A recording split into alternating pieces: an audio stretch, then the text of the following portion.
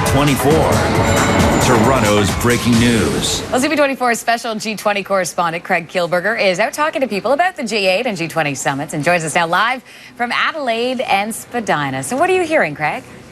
Well, the G8 is kicking up, as we know, $1 billion price tag, the disruption in Toronto. We're trying to see, is it worthwhile? We're talking to some NGOs who have been involved in holding governments accountable when it comes to fulfilling the promises that emerged. I'm with Parker Mitchell, the co-founder of Engineers Without Borders, and you're advancing something to help hold these government accountables called ACT. Can you tell us about that? That's right. We're asking the government to act on aid effectiveness, which means to make our aid more accountable, transparent, and, accountable, creative, and transparent.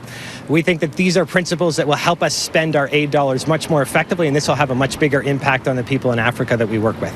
And how are you planning to advance this, to push this agenda?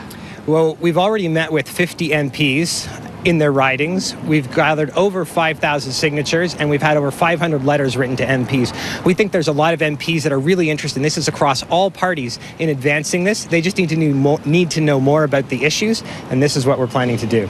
On the subject of getting the voice out and knowing more about the issues, one of the breaking news stories that we've been following today has been the use of sand cannons by police, the new legislation limiting the ability of individuals to get up near to the fence within that 5-meter distance. Some in the NGO community are afraid that might limit the voice of protesters, organizations.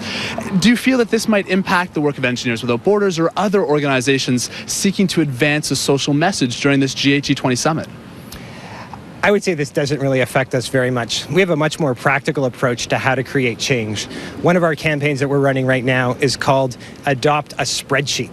We have such a number of organizations out there that are focusing on a charitable approach to Africa. So they're looking to sponsor a child, for example. I think that creates an issue in Africa that portrays it as a charitable case rather than something that really needs creative change, like spreadsheets that use data to place schools in the right places where education is needed most.